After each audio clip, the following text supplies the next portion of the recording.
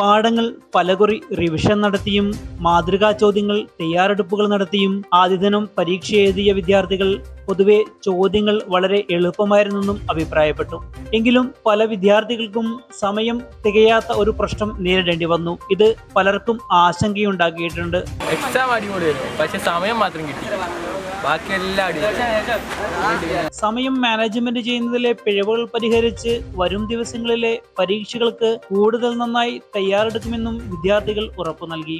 വടകര വിദ്യാഭ്യാസ ജില്ലയിലെ 64 കേന്ദ്രങ്ങളിലായി 16,000-ൽ പരം വിദ്യാർത്ഥികളും താമരശ്ശേരിയിൽ 72 സ്കൂളുകളിലായി 15,000-ൽ പരം വിദ്യാർത്ഥികളും കോഴിക്കോട്ട് 70 സ്കൂളുകളിലായി 12,688 വിദ്യാർത്ഥികളുമാണ് ഈ പ്രാവശ്യം SSLC പരീക്ഷ എഴുതാൻ വേണ്ടി തയ്യാറെടുത്തത്. പരീക്ഷയ്ക്കുള്ള ഒരുക്കങ്ങളെല്ലാം നേരത്തെ തന്നെ പൂർത്തിയാക്കിയിരുന്നു. 3000-ൽ പരം അധ്യാപകരെയാണ് ജില്ലയിൽ പരീക്ഷാ ഡ്യൂട്ടിക്ക് നിയോഗിച്ചത്.